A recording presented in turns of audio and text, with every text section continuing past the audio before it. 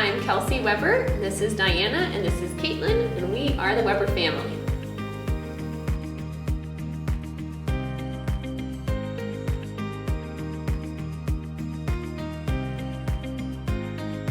Hi. Okay, first and foremost, it is so good to see you all. So we've got Caitlin. Caitlin, how old did you say you are? 4. You're 4. And is it Diana? Diana. 2. You're 2? Oh my gosh, you're getting so old. I'm 4. Oh I'm my, Park. oh my gosh. Well, how are you? Oh my gosh, this has been quite the year, don't you think? How have you and your family been? Like, it's been so crazy. Have you had some time to get away and maybe relax this summer at all? We've had more of a staycation again this summer. But now I heard now, Diana, you said that, what did you do this? I took a hat. Okay. What did you do this summer in your backyard? What did we do? Hat. You're right. What did we do in the backyard? Take out. Camp You out. did a camp out. That's so much fun. That's so much fun. Caitlin, did you have fun with your camp out? And I didn't sleep. You didn't sleep? Oh my god. Did you guys have a chance to have marshmallows this summer yet? Yeah. Oh Yes. my gosh. We do that those in Grandma and Grandpa's backyard. We have lots of Those are my absolute favorite. Well, it sounds like you all are in wonderful spirits, and of course the young ones are very hyped and pumped, which is a good thing. So feel free to just have fun with it. Have fun with them.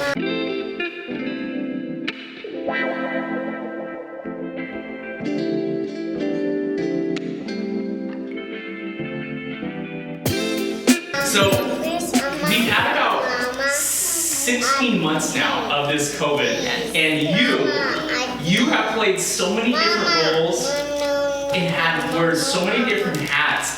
How has that felt, like taking care of your own, but also as a teacher, having to take care of a lot of others online? How was that for you?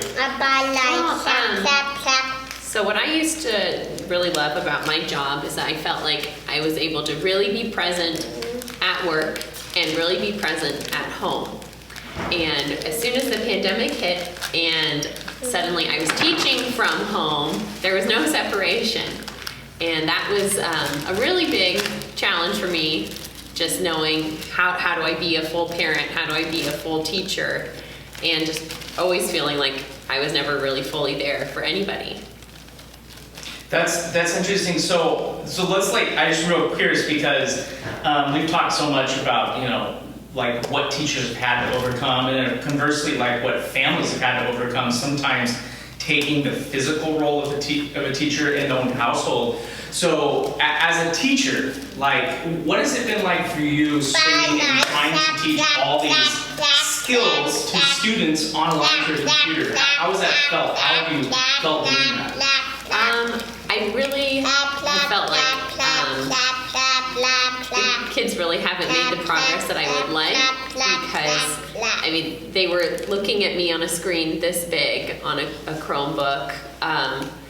Every piece of work they were doing was on a whiteboard, and they would hold up their work for me to see, but then I was seeing screens that were this big to see the work they were doing, just not really able to engage with them in the way that I would like. And very often it was kids, I had kids sleeping while they were on Zoom. I had kids always getting snacks. I mean, I saw every pet, every sibling, every family member on Zoom. Just wasn't the learning environment that you would hope for. Even families that were really working hard to set up the best learning environment they could, it just wasn't ideal. So on the converse of that, because I'm curious, did you find that you were able to take away like little moments of beauty, being able to see your students in a different light or see parts of their life that we would never see? Yeah, absolutely. I learned one of my students was like a cat whisperer, had cats with him all the time. I never would have known that about him. Then we help you to submit. Oh my gosh, yes, I feel like every student needs to show every single one of their animals. It's like a must. And anyway, and it's so funny, like kids are like engaged by that, like they want to share. And it's funny, it doesn't really matter the age. I had high school students who are like, here's or when they got a little Christmas tree for their room, like here's that's awesome. And so it's just that way. And I don't know if you've felt this, because remind me, what grade do you teach? This past year I was teaching 2nd grade. Okay, teaching 2nd grade. So as kind of kids are becoming more and more like involved with technology as a way of social means, did you find that sometimes students responded in a way through digital means that they would have never did through physical, verbal talking? There were some kids who really liked to type into the chat to share their answer, which I wouldn't have known that they were always having an answer for me. Right. They were typing into the chat. Yeah, I think that's interesting. You talk, especially like at middle school, thinking like texting is the way they like to share. So this is like the closest like associated with it. So, okay, so now let's look on the other exciting part. You have 2 young ones. So while you're taking care of all of these other students, you have these 2. So tell me, how did that go? Were they home with you during the pandemic? So we were really fortunate that in our pod we had my parents and my mother-in-law, and they really took on a lot of responsibility for caring for the kids, dropping Caitlin off at preschool 3 days a week and picking her up 3 days a week, and watching Diana 3 days a week when I was working. There were a couple of days when my parents were having some symptoms of a cold, so they didn't want to see anybody, or Caitlin was exhibiting symptoms of a cold, so we were waiting to get a test that we had to keep the kids at home with us while working. And that wasn't easy. Those couple of days I really felt a lot of guilt as a parent for relying on movies more than I would have liked, especially when I was live with students. Yeah, and that is wonderful that you have the ability to have family. That's an awesome thing. And so I'm curious, Caitlin and Diana being 4 and 2. Do you think, or even now, do you think they kind of had an understanding of what was happening? Obviously, even adults weren't quite 100% certain what was happening, but looking back on it, were they knowledgeable of what was happening during the time? Did they ever question, like, why are we doing this when we've never done this before? We were pretty open about that there's a virus and we need to be safe, and we need to make sure we're not getting sick and we're not getting other people sick. So a lot of openness about that, about how important it was to wear a mask, why it was important to wash our hands, cover your cough. Yeah, absolutely. And Caitlin asks about the virus sometimes, and I think something curious has been when we've been saying, oh, we get to see our friends again now that some of our friends are vaccinated and we're vaccinated. So, but is the virus over? Yeah. Wait, why do we get to do that? And that's been kind of some changes there. Absolutely. Yeah, and I think, especially, this is such a unique age too, because Caitlin is so observant of everything and putting in context of like what's going on. I could imagine it could be confusing to some, and so it just happened. So nice. Do you want another sticker? So you kind of, one of the things that you said, and I can imagine that your children kind of said it too, but the idea of being able to see your friends. And has that been a challenge, do you think, from like the social aspect of either you and your family, your young kids, to be able to have that social interaction? And are there things that you have done as a family unit to try to overcome those things? Yeah, absolutely. Caitlin wouldn't have seen any other children if she hadn't been in school, and we were so grateful that she was at a school that had really great protocols and policies to keep everybody safe, and that they were open, so she was able to spend time with her peers 3 days a week. Diana turned 1 on March 14th, which is the day after the governor announced that schools were closing. So she spent a year basically alone and has really never had friendships, never had peer interactions. And that we've been so grateful that we've had Caitlin so that Diana has somebody to play with so that she's not just completely alone in a world of adults. Mama. So Caitlin, you've been a pretty good big sister, haven't you? Have you, Caitlin, had a fun time being able to like watch your little sister kind of get older and have fun and play with her? Yeah. Caleb, what is one of the things that you love to do with Diana, your little sister?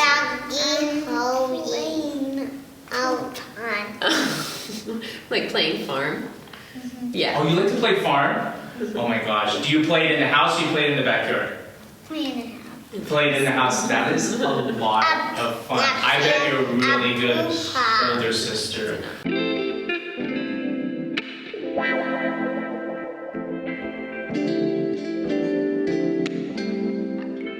Kelsey, what is, you have such a wonderful family, and you know, one of the things I was talking with the Romeo family is that normally we don't always spend as much time with their family. So we learned a lot of wonderful and a lot of, I never noticed that before. What is something wonderful and beautiful that you really had a chance to watch blossom in your household?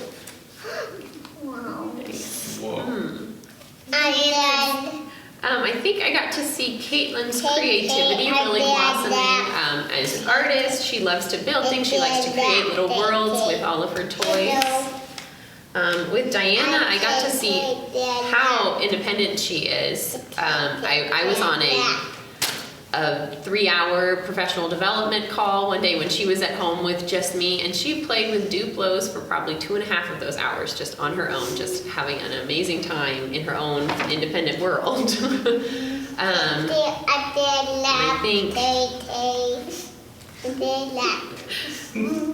think with my parents and my mother-in-law, I really got to see how much they love being grandparents and what it's meant to them to be able to have family around. So that's been really, really special to have our pod. That's good. And did you ever find for any way that you and your husband's name is James, right? That's right. Any way for you and him to kind of get away for a while, even if it's literally walking up the road? Did you find those times to continue your growth as a unit that way too? Yes. Yeah. Last year on our anniversary, my parents watched these two, and he and I packed a picnic, and we drove out on a farm road and just had a picnic on a farm road for our anniversary as a date night.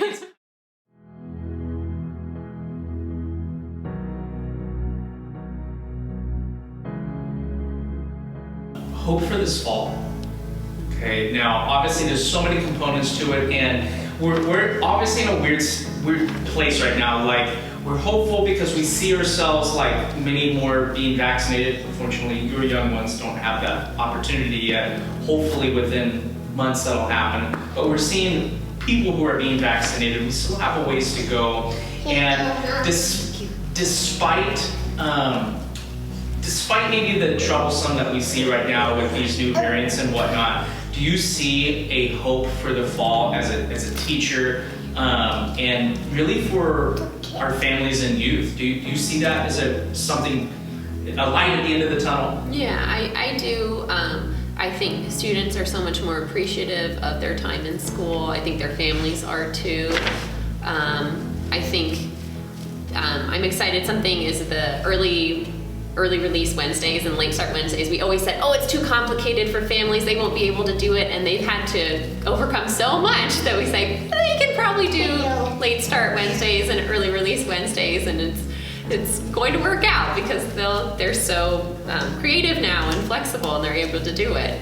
And I'm really excited to see kids playing together again. That was such a big deal in March when my students were coming in for hybrid learning. To see kids just on the playground together, that was enormous for them. And when I thought, oh, we're going from 4 days of distance learning to only 2 days of hybrid learning. Oh, is that enough? And I said, no, it is enough because they're going to have 2 days with friends, which they haven't had in a year. Yeah. And now they're going to have 5 days with friends, and that's really incredible. Yeah, that I think that will be a good thing. And it's all of those other things, whether it be social distancing or masking, it's literally just about being able to see the people that makes a difference. I mean, same thing here at church. When we're in masks, people just want to at least see each other. So let me ask you, I think, a final question. What does you, the entire Weber family, what do you look forward to, and I put this in quotes, post-COVID? This point when we no longer need to worry, that we just have this reminiscence of what COVID was. What do you look forward to with your family, with your friends, even for you? What is something that you are looking forward to being able to do once we feel safe? I know we're looking forward to being able to travel again and not feel worried. Thank you. I know I'm looking forward to not being afraid when I see a stranger. That I don't know if they're vaccinated. I don't know if they have symptoms. I don't know. And I'm excited to be able to just have conversations with strangers at the playground and not be afraid of them. Yeah, not be afraid. I think that's that, and I think there's probably a lot of just anxiety, like coming back because enough time has passed to where a new normal has been set, and so it'll be interesting to see what types of things carry over. We were just in the store the other day, and the little shield bearers for the cashiers. I think it was someone who said, "Do you think those will stay once the pandemic's over?" And I was like, "I don't know, probably." Like those are just the things, and we view it differently now. And so the way we view our time with our family and the way that we interact with one another has totally been changed. So thank you so much, Caitlin. Thank you, Diana. Thank you for being here and hanging out with me. Did you draw something really cool? Did you color something? Can you show me? Can you show it up? Show it. What is it? What did you color? You made that? That's beautiful. Wait, Caitlin, did you make one too? Can we see? Where to go? Here. Oh my! That's a balloon! That is wonderful. Oh my gosh. Well, thank you to all three. This has been a real joy, and we miss seeing you here, but we know that this is just see you soon. We know this will be over soon. So thank you so much, Caitlin. Thank you, Diana. And thank you, Kelsey, for spending the time and talking with us. Really appreciate it.